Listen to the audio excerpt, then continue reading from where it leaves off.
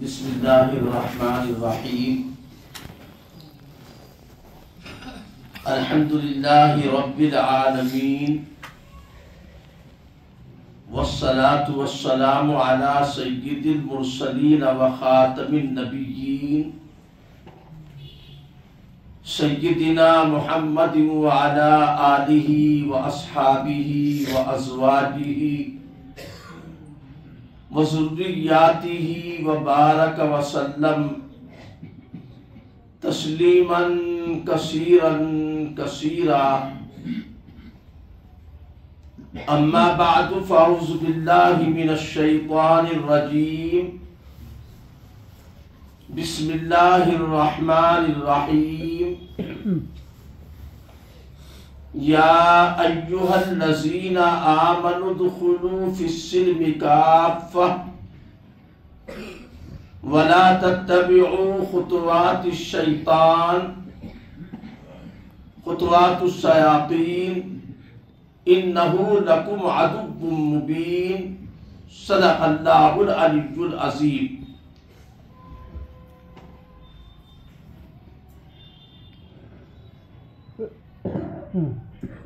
حضرات علماء کرام،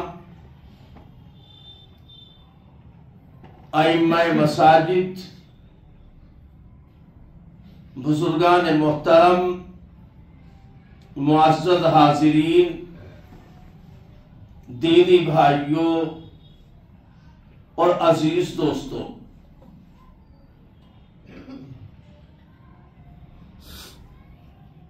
آپ کے یہاں آج کا یہ مختصر سا پروگرام اصلاح معاشرہ کے عنوان سے منعقد کیا گیا ہے۔ آپ حضرات بار بار سنتے ہوں گے اصلاح معاشرہ۔ اس اصلاح معاشرہ کے لفظ کا اور اس عنوان کا مطلب کیا ہے، یہ بھی ہمیں اور آپ کو سمجھنا چاہیے۔ اصلاح کے معنی سب جانتے ہیں، سنوارنا اور سدھارنا، اور معاشرے کے معنی ہے ہمارا آپس میں ایک دوسرے کے ساتھ زندگی گزارنا، یعنی ہمارا آپس میں ایک دوسرے کے ساتھ زندگی گزارنے کا جو طریقہ ہے اس میں اصلاح کی، سدھار کی، سنوار کی ضرورت ہے۔ سب جانتے ہیں سدھارنے اور سنوارنے کی ضرورت کب پڑتی ہے۔ کسی بھی چیز کو سدھارنے، سنوارنے، بنانے کی ضرورت تب ہی پڑتی ہے جب اس میں کسی طرح کی کوئی خرابی پیدا ہو چکی ہو۔ گویا کہ آج ہمارے رہن سہن میں، ہمارے معاشرے میں، ہمارے سماج میں، ہماری سوسائٹی میں، ہمارے ماحول میں، ہماری اپنی بستی میں، ہماری زندگی کے بہت سارے شعبوں اور کاموں میں بگاڑ آ چکا ہے، خرابیاں آ چکی ہے۔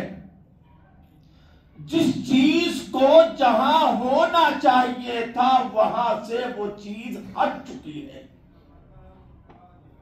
یہ علماء دین صرف اس بات کی کوشش کر رہے ہیں، رات دن محنت کر رہے ہیں، جمعیتیں، تنظیمیں، انجمنیں، تحریکیں، ادارے سب یہ چاہتے ہیں کہ ہر چیز اپنی اصل جگہ پر آ جائے۔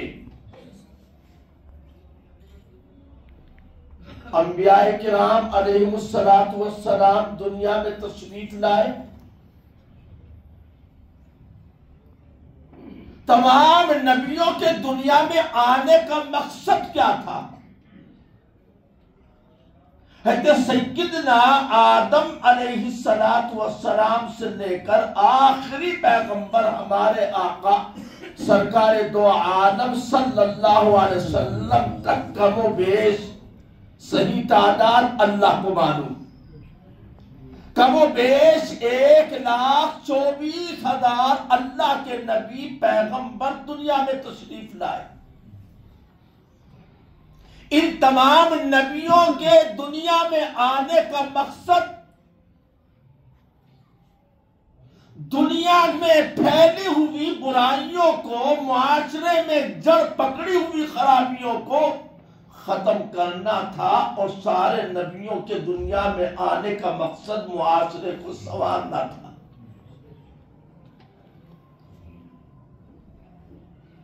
اگر ایک ایک نبی کی زندگی اور اس وقت کے ماحول اور حالات کو سامنے رکھا جائے تو میں عرض کر سکتا ہوں کہ حضرت شعیب علیہ السلام جن کو قوم مدین کی طرف اللہ پاک نے نبی بنا کر بھیجا، قوم مدین میں ایک بیماری تھی، ایک خرابی تھی، معاشرے کے اندر ایک بگاڑ تھا۔ بگاڑ یہ تھا کہ تول ناپ تول میں کمی زیادتی کرتے تھے۔ جب دوسروں سے تول یا ناپ کر لیتے تھے تو جھکتا معاملہ کرتے تھے، اور دوسروں کو ناپ تول کر دیتے تھے تو اڑتا تولتے تھے، یعنی بے ایمانی کرتے تھے ناپ تول کے اندر۔ چنانچہ حضرت شعیب علیہ السلام نے اپنی قوم کو مخاطب کر کے اس وقت کے سماج کی دکھتی ہوئی رگ پر انگلی رکھ کر ان کے اندر پائی جانے والی بیماری کی نشاندہی کر کے یہ فرمایا، یا قوم اوفوا المکیال والمیزان بالقسط، اے میری قوم تم ناپ تول پوری کیا کرو، ناپ تول میں گڑبڑی اور بے ایمانی مت کیا کرو۔ سارے نبیوں کے سردار ہمارے آقا خاتم النبیین حضرت محمد صلی اللہ علیہ وسلم دنیا میں تشریف لائے، کیسے معاشرے میں آئے، کیسی سوسائٹی میں آئے، اس وقت کے سماج کی حالت کیا تھی، اس وقت کے معاشرے کے اندر کیا کیا برائیاں تھی۔ اس وقت کے معاشرے میں سب سے بڑی خرابی، بیماری جہالت کی تھی۔ ان سب کے سامنے جہالت کا بت کھڑا ہوا تھا۔ اللہ کے پیغمبر صلی اللہ علیہ وسلم نے نشاندہی کر کے آپ نے فرمایا، انما بعثت معلما، آپ نے فرمایا بعثت لاتمم مکارم الاخلاق۔ اس وقت کے سماج میں اخلاق نام کی کوئی چیز نہیں تھی، ظلم تھا، ناانصافی تھی، طاقت کا غرور تھا، مالداری کا ان کو بھوت سوار تھا، ہر بڑا چھوٹے کو ستاتا تھا، ہر طاقتور کمزور پر ظلم ڈھاتا تھا، جہالت کی تاریکی اور اندھیرا تھا، شراب نوشی عام تھی، بدکاری زناکاری ان کی گھٹی میں پڑی ہوئی تھی۔ ایسے حالات میں اللہ کے نبی صلی اللہ علیہ وسلم نے اس معاشرے کو سدھارنے کے لیے، اس سماج کی تمام برائیوں کو دور کرنے کے لیے علم کی شمع روشن فرمائی۔ آپ نے علم کا چراغ جلایا، آپ نے فرمایا میرے دنیا میں آنے کا مقصد کیا ہے، مجھے کیوں بھیجا گیا؟ بعثت معلما، مجھے سکھانے والا، پڑھانے والا، علم کی شمع روشن کرنے والا، علم کے دیے جلانے والا بنا کر اللہ پاک نے بھیجا ہے۔ آپ جانتے ہیں جہالت تمام برائیوں کی جڑ ہے، جہالت تمام برائیوں کی ماں ہے، جہالت تمام اندھیروں میں سب سے بڑا اندھیرا اور تاریکی ہے۔ جس قوم کے اندر، جس سماج کے اندر جہالت ہوتی ہے، تعلیم کی روشنی نہیں ہوتی، اس قوم کے اندر تمام طرح کی بیماریاں پائی جاتی ہیں، تمام طرح کی برائیاں اس سماج کے اندر جنم لیتی ہیں۔ جہالت تھی، حق دھرمی تھی، جہالت تھی، بت پرستی تھی، جہالت تھی، بدکاری تھی، جہالت تھی، شراب نوشی تھی، جہالت تھی، آوارگی تھی، جہالت تھی، بدماشی اور عیاری اور مکاری تھی۔ تو اس لیے آپ نے اس وقت کی جہالت کے نتیجے میں پیدا ہونے والی تمام برائیوں کا علاج کیا بتایا؟ تعلیم۔ تعلیم کے بغیر ہرگز ہرگز کوئی بھی دنیا کی قوم اپنا سدھار، اپنی نسلوں کا سدھار، اپنے سماج کا سدھار ہرگز ہرگز نہیں کر سکتی۔ اس لیے سب سے پہلی بات میں اپنے تمام بزرگوں سے، یہاں تشریف فرما تمام ذمہ داروں سے عرض کرنا چاہتا ہوں کہ آج کے موجودہ سنگین ترین، نازک ترین دور میں ہر مسلمان بچے اور بچی کا دین کی تعلیم سے واقف کرانا فرض اور ضروری اور تمام فرضوں میں سب سے اہم فرض ہے۔ تعلیم کے بغیر نماز کیسے پڑھی جاتی ہم کیسے جان سکتے ہیں؟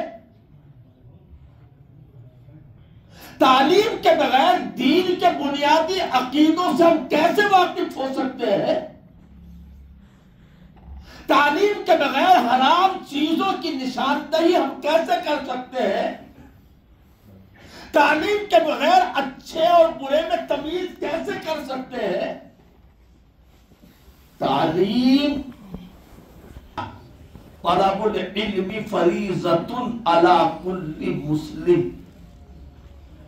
نماز کے بارے میں تو سب جانتے ہیں کہ نماز فرض ہے، روزہ بھی فرض ہے، زکوٰۃ بھی صاحب نصاب پر فرض ہے، حج بھی صاحب استطاعت پر فرض ہے۔ کیا ان فرائض کے علاوہ دوسرے دینی فرائض جو مجھ پر، آپ پر، ہر ایک پر عائد ہوتے، کیا ان فرائض کو بھی ہم جانتے ہیں؟ ہمیں جاننا چاہیے۔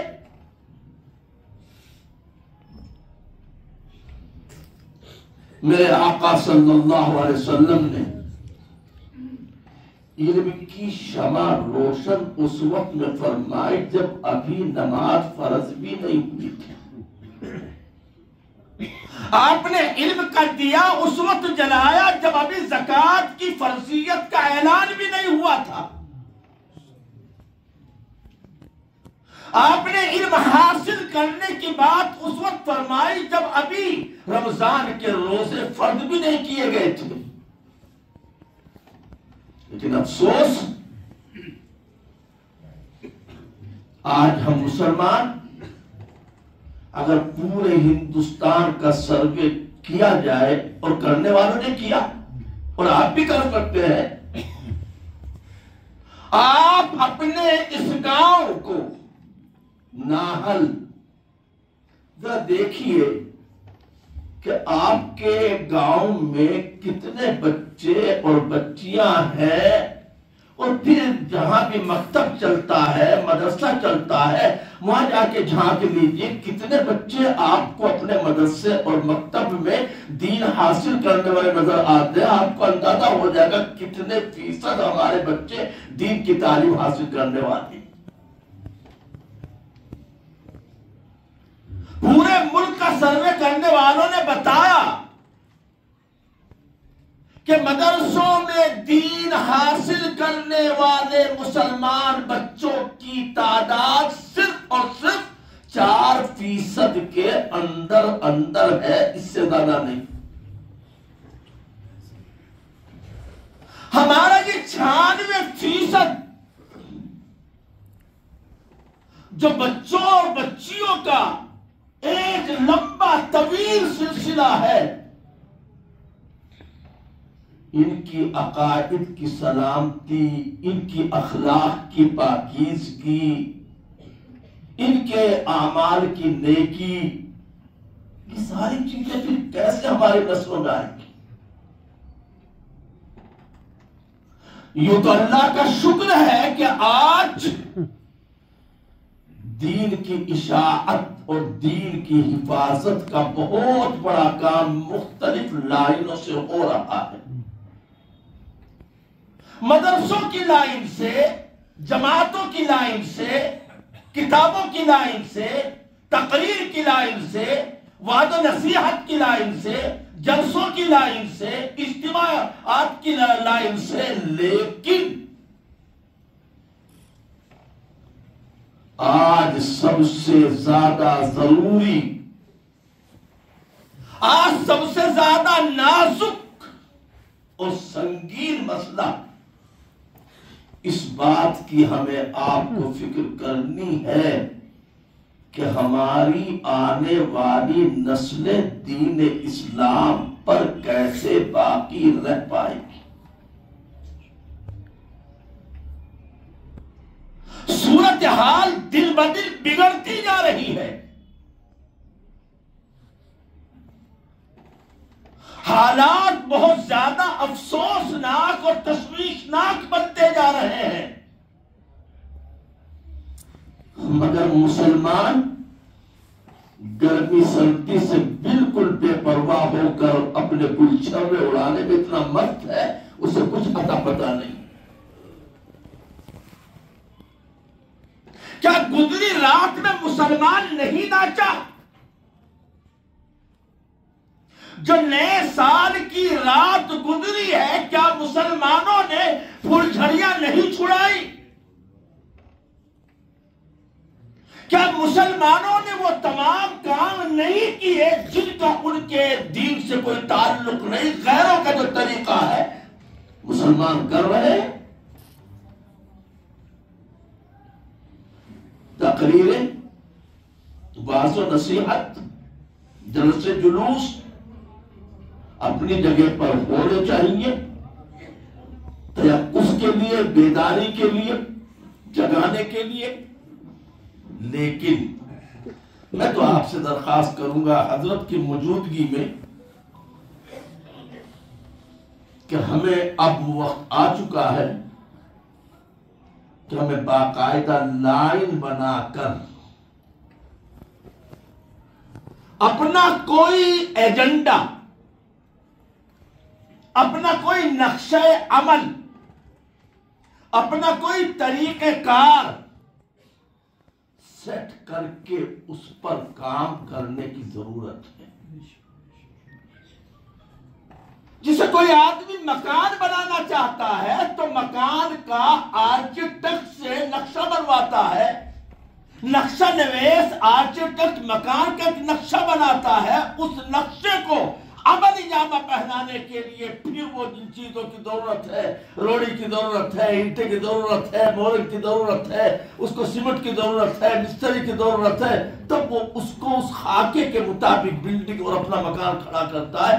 اسی طریقے سے اگر آج ہم اپنے معاشرے کو صحیح پٹری پر اگر لانا چاہتے ہیں تو ہمیں یہ نقشہ بنا کر طے کرنا ہوگا اس کو کیسے عملی جامہ پہنانا ہے۔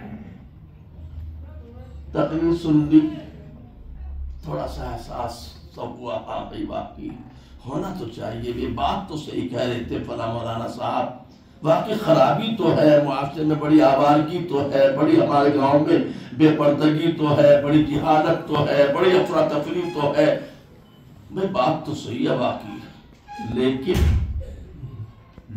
سمجھو گا تو میں آپ سے بہت سنجیدگی کے ساتھ, بڑے درد کے ساتھ, فکر کے ساتھ صرف ایک بات اتنی سی کہنا چاہتا ہوں کہ ناہل والوں, اپنی بستی میں کوئی ایک اچھی بات کے لیے سب پکا عہد کر لو کہ آج کے بعد یہ برائی کا کام اس گاؤں میں نہیں ہوگا. ایک بنا لو. ساری بیماریوں کا علاج ایک دم نہ آپ کر سکتے نہ ہو سکتا.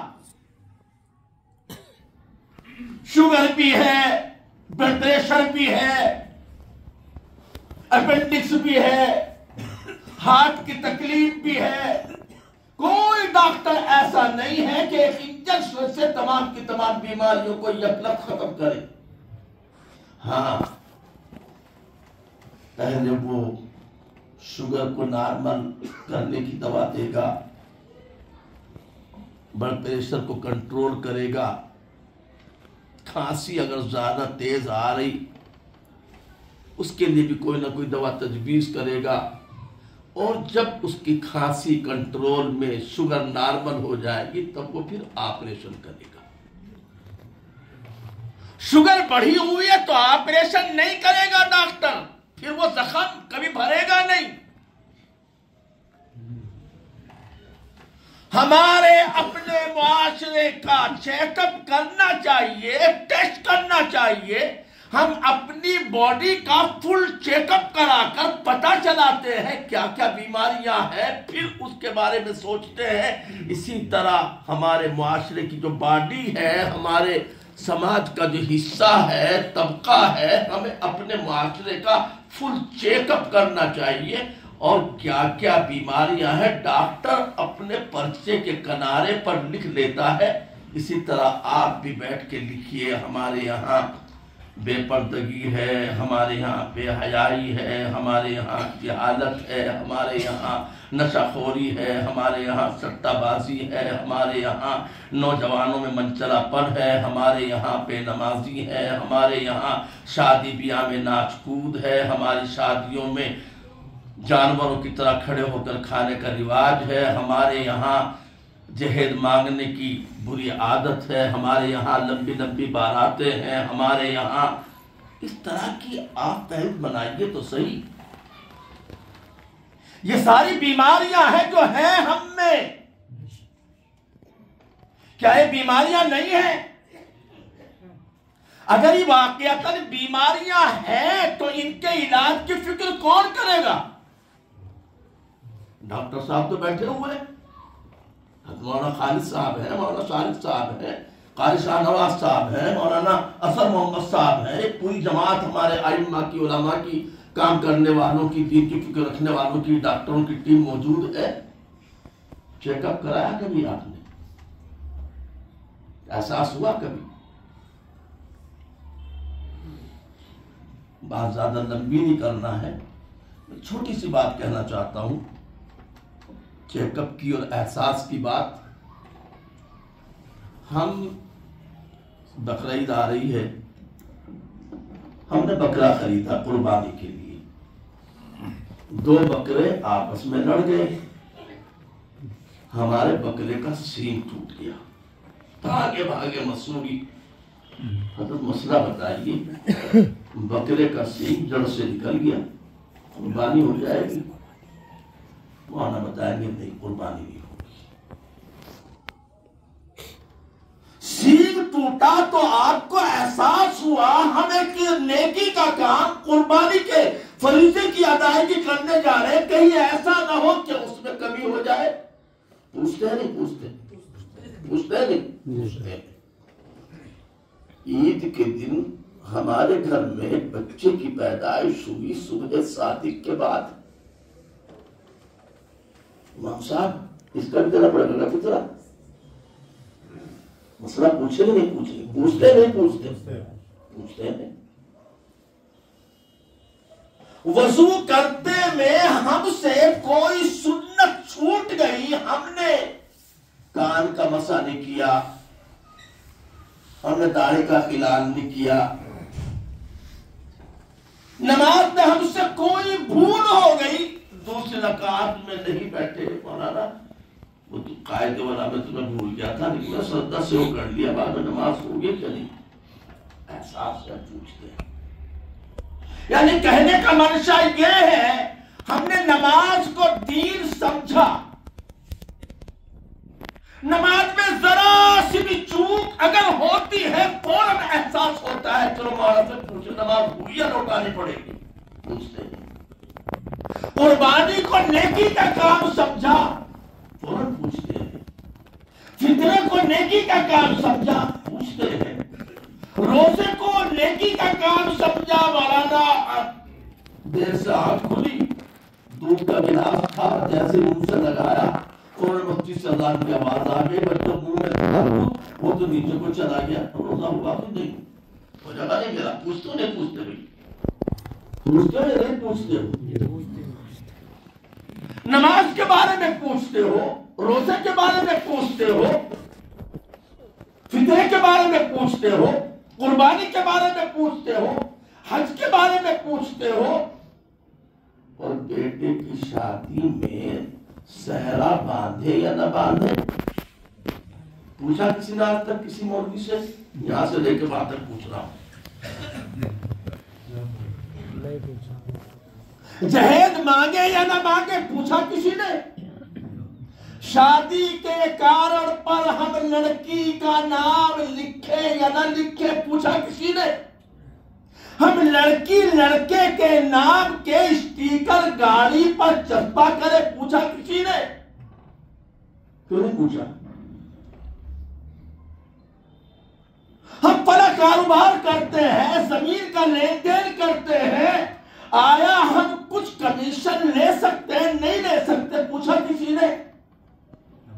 ہم اتنے کا مال خرید کے لاتے ہیں، اتنے میں بیچتے ہیں پوچھا کسی نے؟ کیوں نہیں پوچھا؟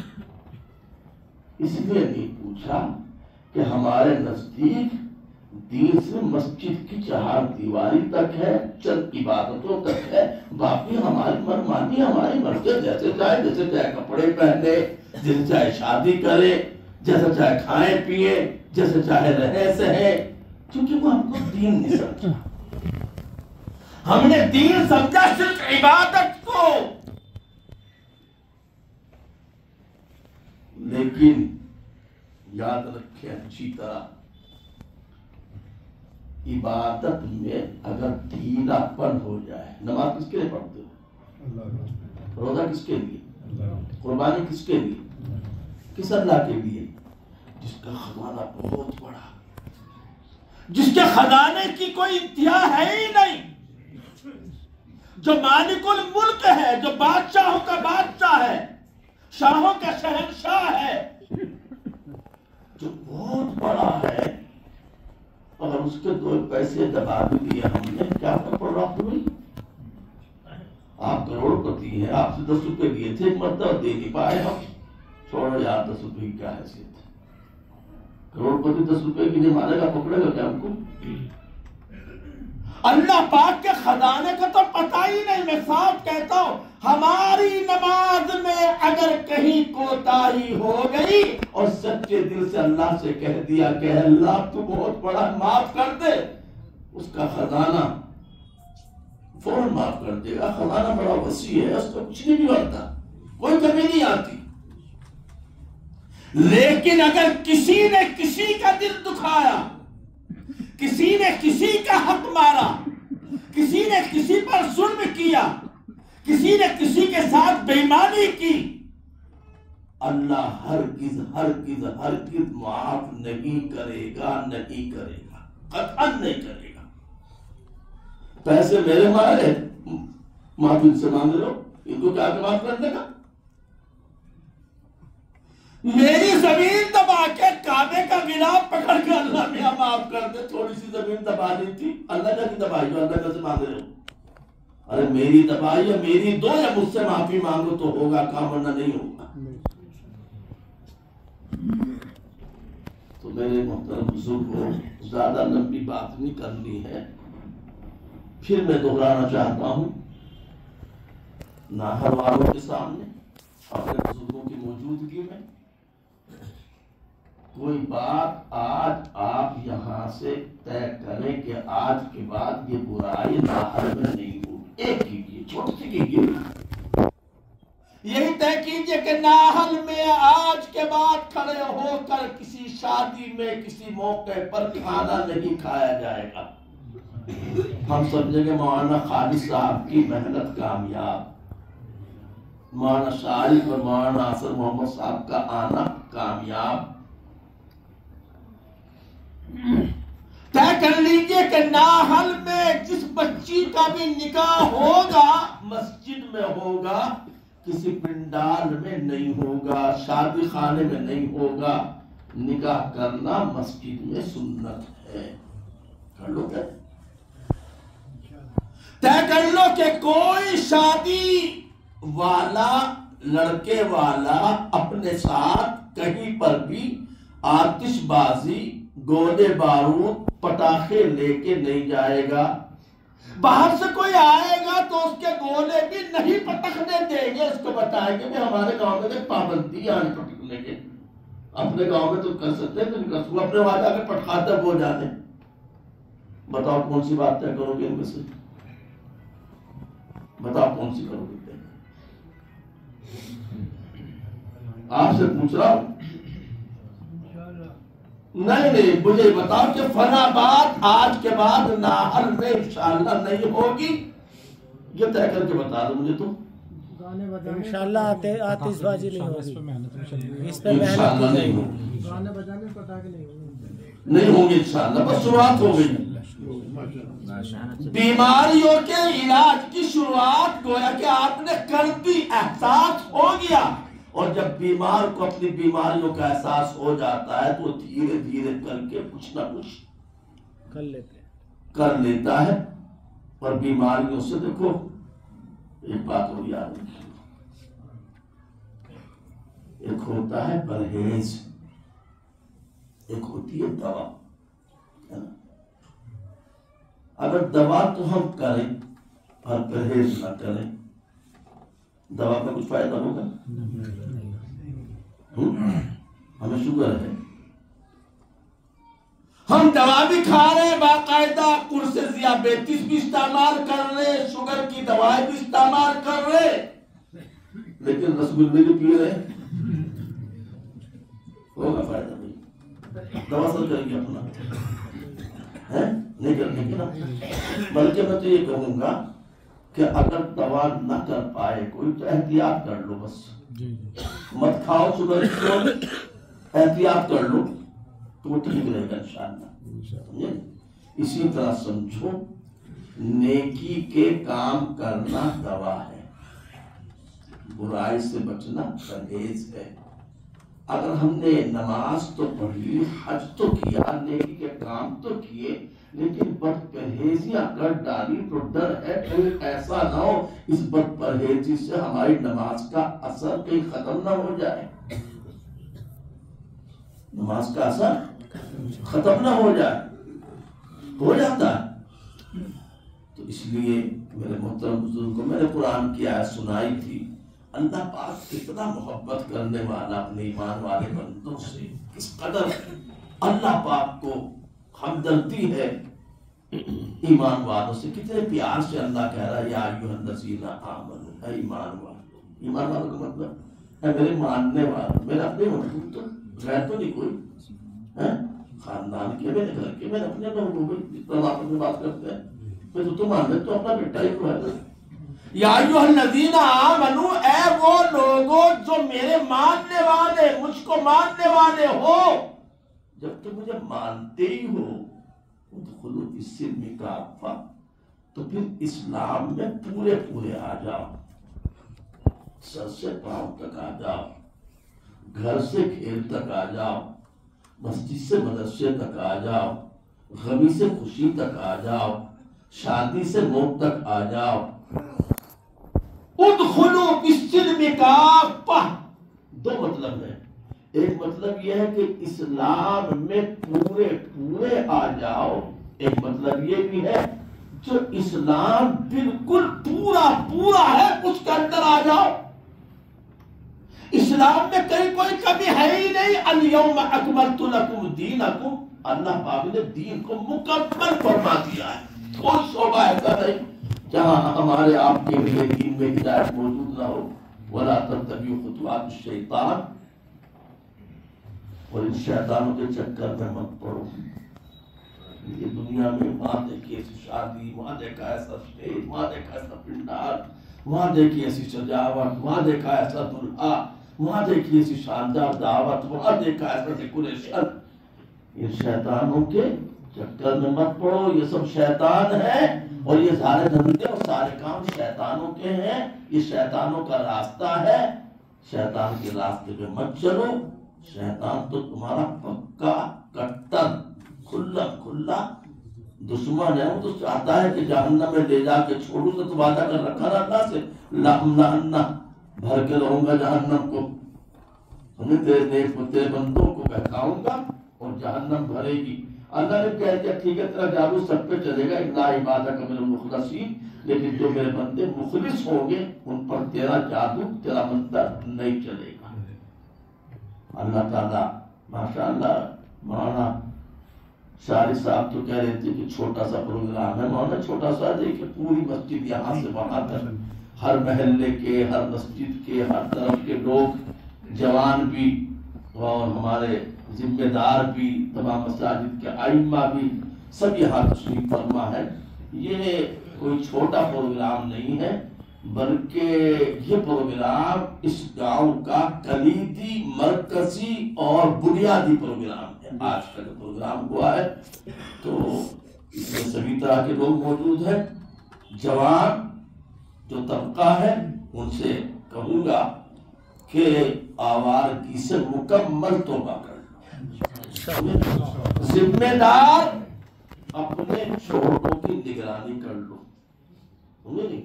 اور چھوٹے بچے ان کو تعلیم کی لائن میں لگا دو، نوجوانوں کو آوارگی سے بچا دو، بچوں کو گلیوں میں گھومنے سے بچا دو، اور خود کو جو ہماری بڑوں کی ذمہ داری بنتی ہے چھوٹوں کی نگرانی کی، اپنے آپ کو اس کے لیے تیار کر دیں۔ یہی سماج ہے، یہ معاشرہ ہے، اور یہ سدھار کا طریقہ ہے۔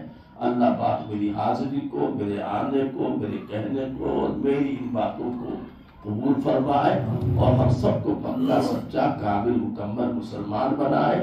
جو کمیاں خرابیاں کوتاہیاں ہیں اللہ ان کو دور فرمائے۔ ہمارے معاشرے کو اللہ تعالیٰ پاکیزہ اور صالح صحابہ کرام جیسا معاشرہ بنائے۔ آمین۔ وآخر دعوانا الحمدللہ رب العالمین۔